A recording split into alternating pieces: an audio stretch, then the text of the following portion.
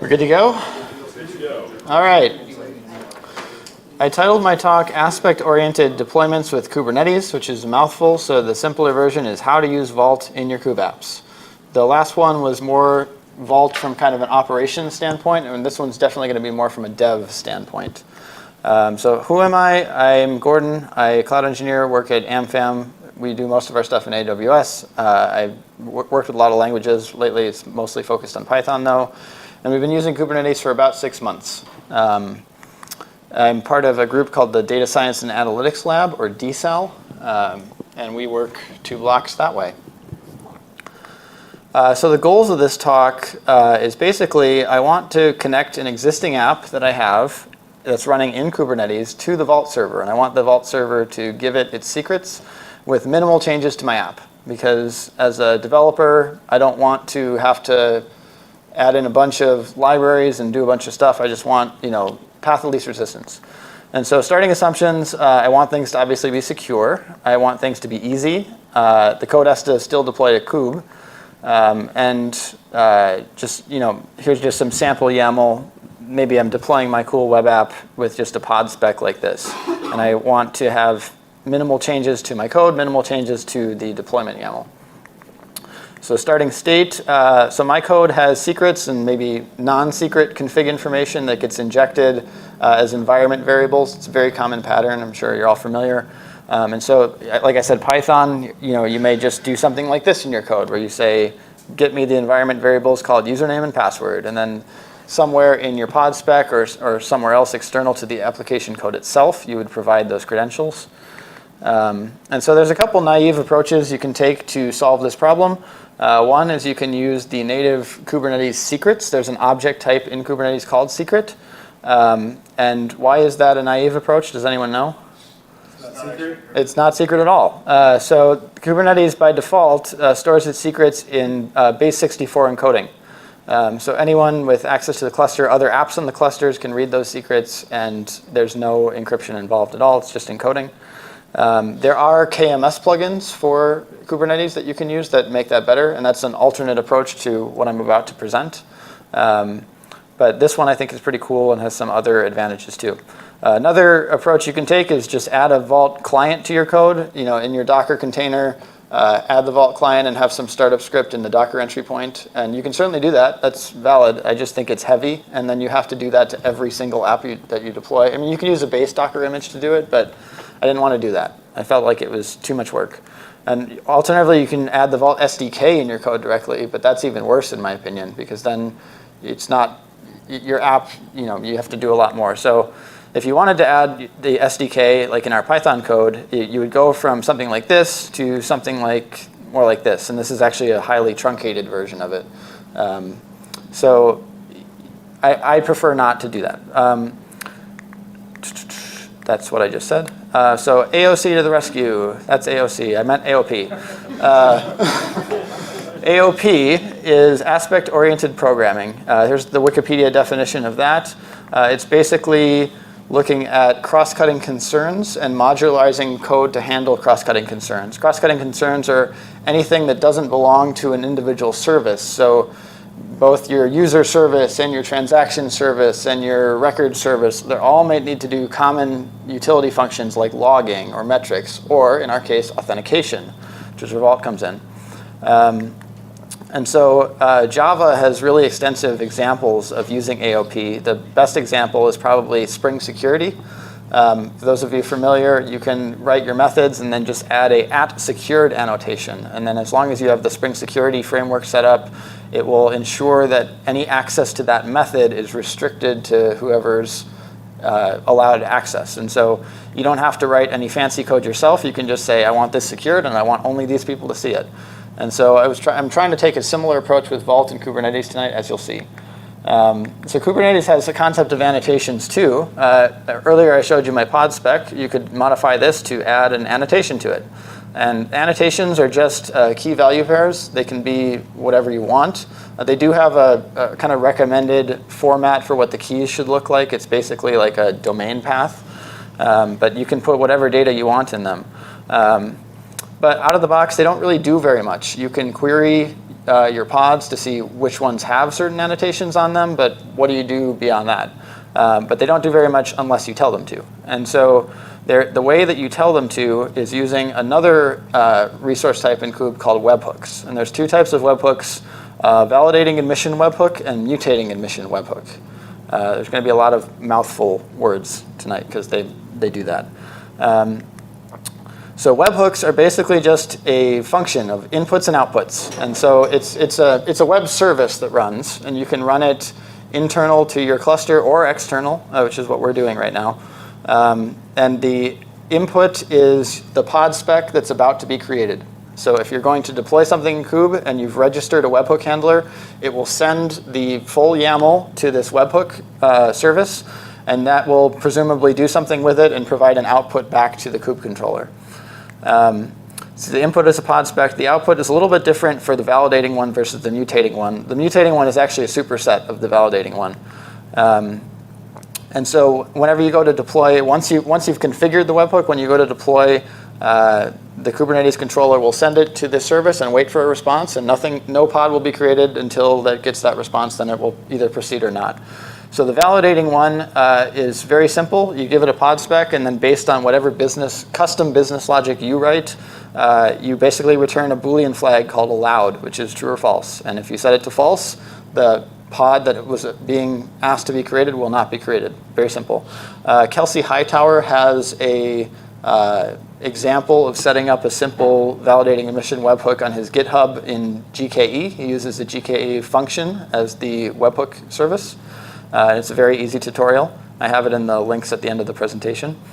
A mutating admission webhook does more than just validate. You can actually do the validation part with this too, but it can actually modify the pod spec that was passed in to whatever else you want. And so at this point, I wanted to just take a moment to talk about how I came up with this idea. So there was a really well-written article on a company's website called Bonsai Cloud called Inject Secrets Directly into Pods from Vault. And what I'm talking about tonight is exactly what they did.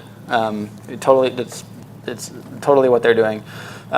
They actually have an open source thing that does this. I tried to get it working. I failed to get it working, and so I ended up just implementing it all myself. And I found it was both a good learning process, and it allowed us a lot more control and customization for what we wanted it to do. It's really not that hard once you get your mind around a couple of concepts.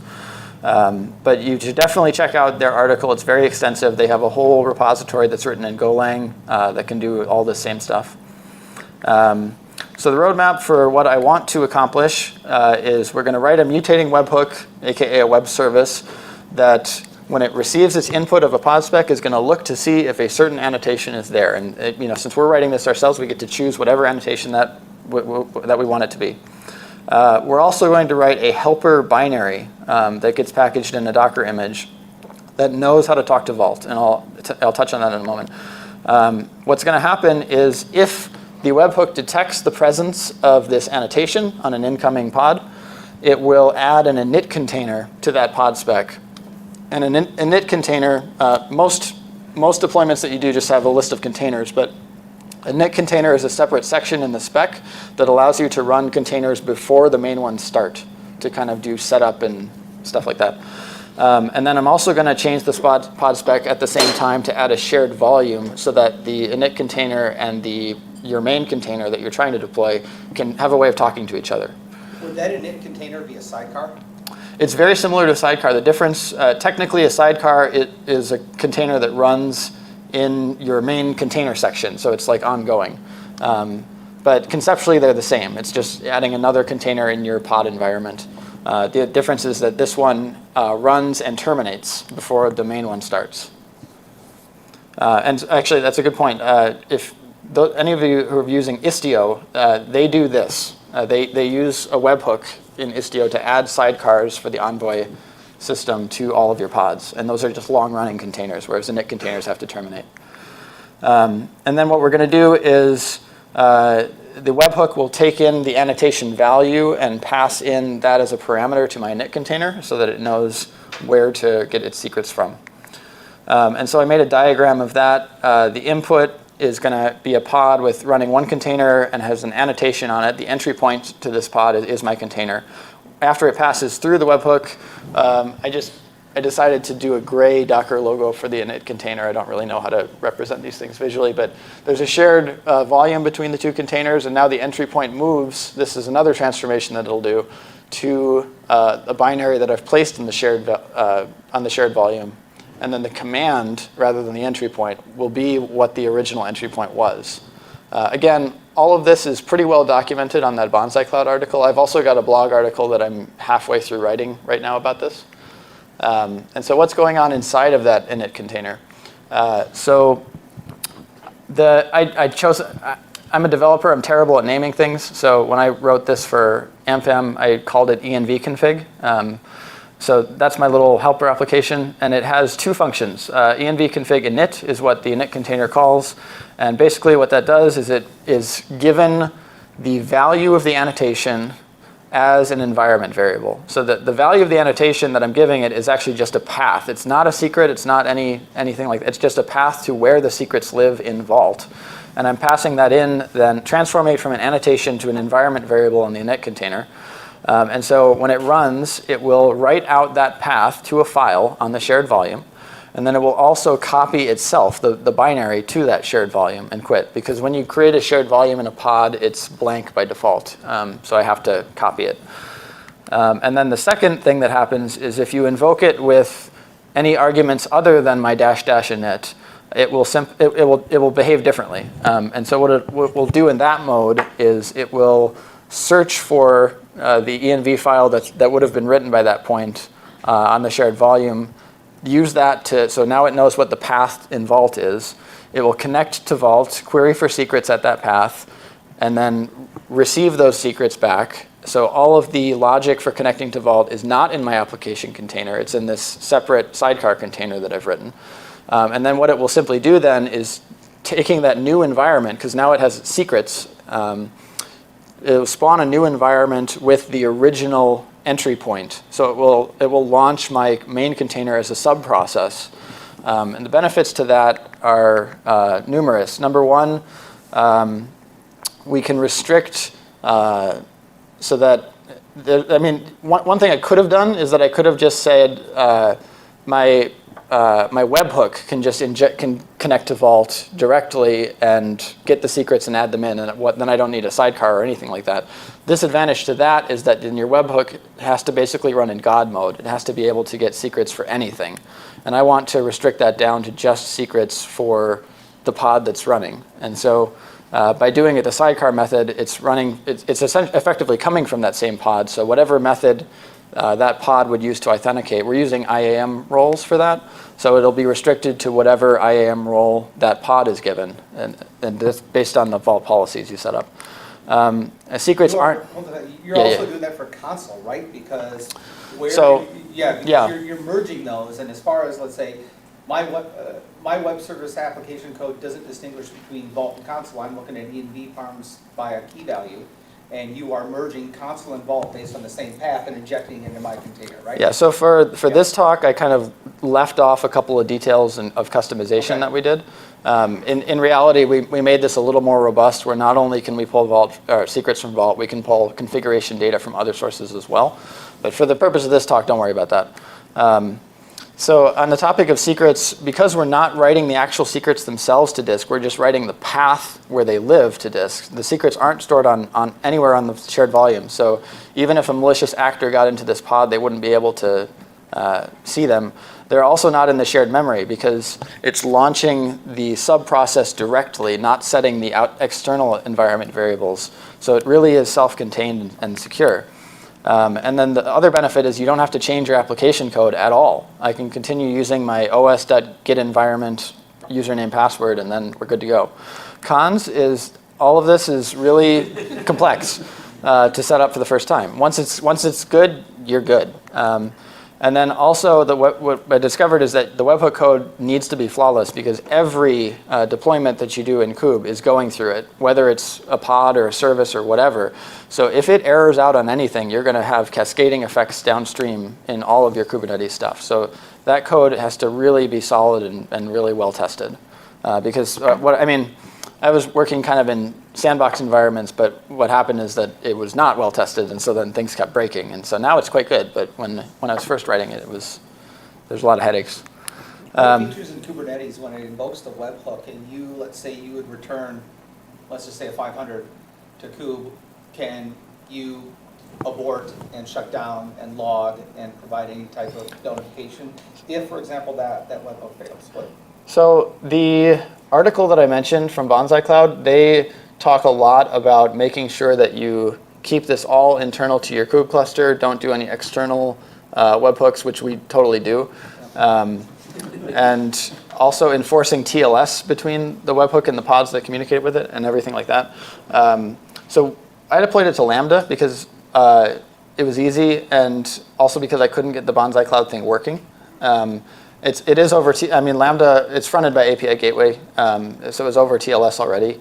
And the benefit to that is that I've had a lot of trouble consistently getting log messages out of kube. I've constantly had headaches with that. And the nice thing about Lambda is that everything it does is just there in CloudWatch. So for setting this up for the first time, it made a lot of sense just from a development perspective.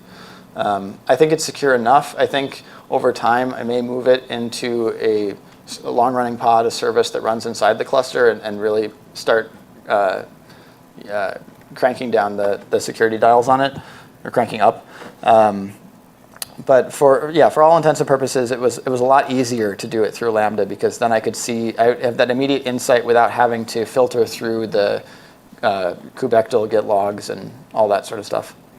I did want to talk about some specifics of the code that I found particularly challenging when I was writing this. So all the articles I could find on webhooks didn't really touch on this, and so there was a lot of painstaking trial and error to finally figure this out.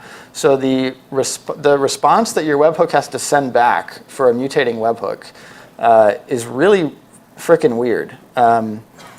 There's not much to it. You give it the UID of the request that was passed in, you say allowed true, and then you have a patch object. But the patch object was not well documented at all, and so I'm telling you now, so to save you a couple steps. The patch document will look like something like this. It's a base 64 encoded string, and so if you look at that, excuse me, what is it? It's actually JSON.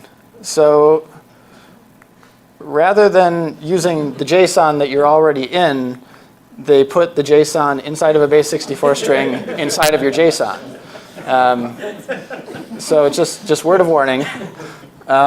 So what JSON is it there that gets encoded? It's using a standard called JSON patch, which involves 3 operations: add, remove, replace. So keep in mind this webhook, it's patching your pod spec. In the pod spec, you're typically writing in YAML. But YAML is mostly isomorphic with JSON. So you can translate one-to-one from YAML to JSON. So for all intents and purposes, your pod spec is JSON. And so you're using this JSON patch syntax to change what's there. And you can do any arbitrary changes that you want. You don't even have to really build something that's based on annotations. You could just as easily do it off labels or image tags or anything that's in the pod spec. There's no sacrosanct marriage between webhooks and annotations. It just seems to be the one that makes the most sense. And so the JSON patch is represented as a list of patch operations. And then that list, so it starts with the square brackets and ends with them, and then you base 64 encode that, they look like this. So it's each entry in the list has 3 values: operation, path, and value. The operation is either add, replace, or what was it? Remove. I'm not using remove because that wouldn't make sense. So the resultant base 64 string is actually quite long because I'm doing like 4 or 5 things in my webhook. I add in a volume mount, and you actually have to check. I have a couple simple if statements, like if the volume mount section is already there, replace it with this. If it's not there, add the volume mount section. It has to be. My point there is just you have to write resilient code. So I add in a volume mount to my existing container. I add in the volume definition. I I change around the entry points and commands, and that's another thing that's really confusing about Kubernetes versus Docker, actually. So in Docker, you have entry point and command. In Kubernetes, the exact equivalent of that are command and args. So command does not mean command. They cross the streams. And then the bigger one is that I just add in a new init container. And this should look very familiar if you've written any deployment YAMLs. It's just basically a JSON form of deployment YAML. So I'm running my env config there. So I spread this out over 5 slides, but it basically will spit out all that, base64 encode it, and put it back in the original message. All right, so it's demo time. Let's see. All right, so I'm doing kind of a simplified demo because I was using some stuff that has actual secrets that I don't want to share, so I had to work around that. So let's see, am I connected to Vault? Yes. So Vault.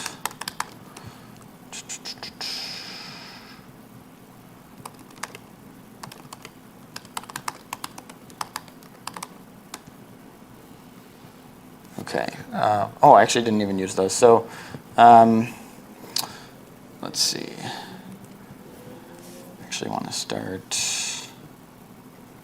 here. So I don't know if this is, if you folks can read this, but what's the, there we go. Okay, so I wrote a simple web app called env debugger. All it does is serves up an index resource that shows you what environment variables it knows about. And so I'm going to first not do any of this stuff that I was talking about and just pass in a simple environment variable there. And so let me run this one. So if I say this is without the fancy stuff. Oh, I'm in the wrong folder. Yeah. Am I in what folder? Oh.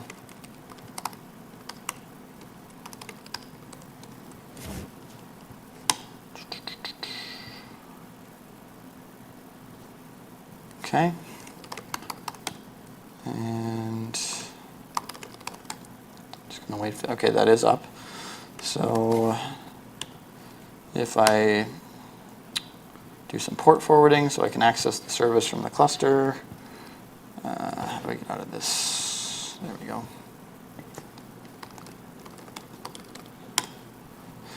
Let's see.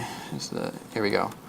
So it's just a simple JSON object containing all the environment variables. So you can see I passed in an environment variable of favorite pizza, and that showed up there. But I want to be able to use what I was just talking about to connect to Vault and pass in everything like that. And so let me first kill this, and then get rid of that. So that's another thing I want to mention is that the way this works, I configured the webhook to run on pod create, not on pod update. You can configure that, but the way I did it is I actually have to fully delete the pod to make it work before, and then recreate it, just because that's the entry point for the webhook that I gave. But that is configurable. And so let's see, back here, I have a change to my YAML. So this is essentially the same YAML. The only thing that's different between these two is that I add in 2 annotations. And I'm piggybacking on top of an actual product we have called LeadGen. But what I'm telling it here to do is connect to our Vault server the database credentials, so the dynamic database credentials that Nick was talking about earlier, using this username, which exists in Vault, or this config name, and then using a specific role to do it. This is the Vault role, not to be confused with the IAM role. So I need to pass in, it's a bit of a misnomer when I was saying you can do this in just one annotation. I actually need to do at least 2. But this is, from an application development standpoint, this is actually really nice, because if that's the only changes I have to make, it's really nice. And so, let's see, if I just apply that, give it a second to spin up, it's ready, okay. And then port forward again.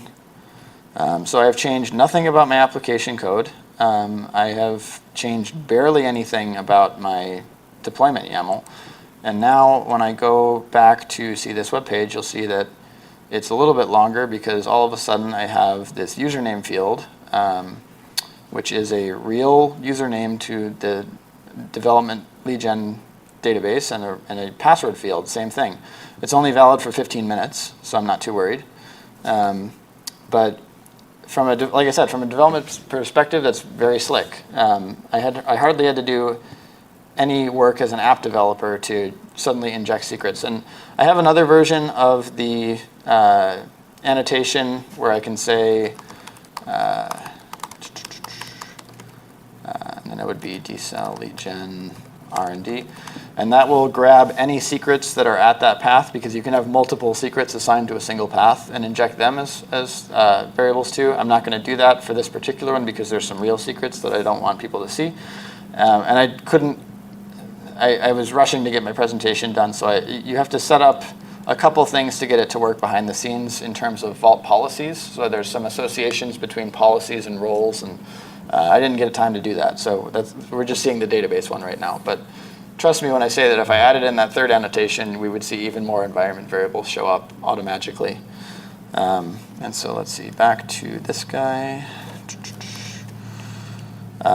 So word of warning is that I want to empower developers to write webhooks that can do really cool things. It's not necessarily just connecting to Vault. As my colleague was touching on, we actually wrote it to connect to Vault and console and do some other things as well.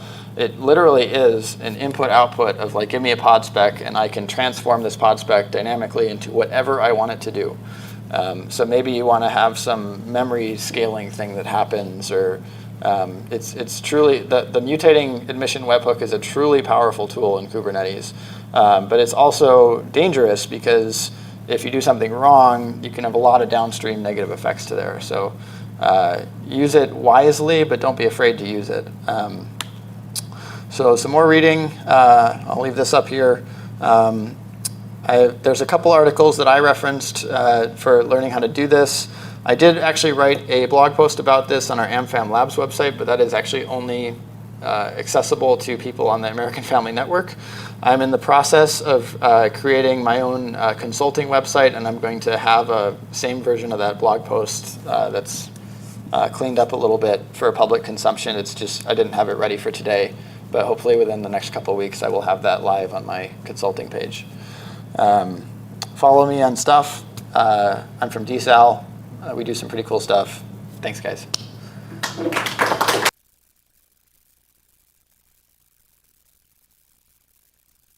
Questions?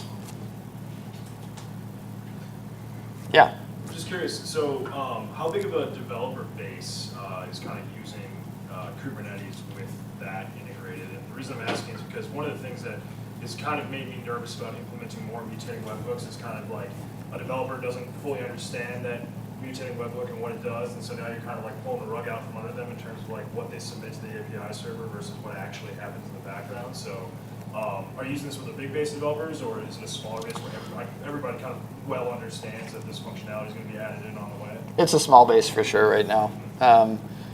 That may grow. I hope it does. But yeah, it's been easy to manage just because it's been so few hands in there. Anyone else? Yeah. First off, that's awesome. Like I can't imagine the challenges. But yeah, kudos. So the next question is like, how long did it take to do this? How many people? And what are some things you wish you would have done differently? One person, maybe 3 weeks. Does that sound about right? Maybe a little longer. Maybe a month. Challenges and things I could have done differently. They're asking me to reflect. You should have been on our weekly one-on-ones. You had a lot of challenges. It's hard. I mean, Kubernetes is just a cluster of itself. I mean, it's a beautiful piece of software, but Yeah, so it's huge, right? I mean, Yeah. it's a massive thing, so to figure it all out is...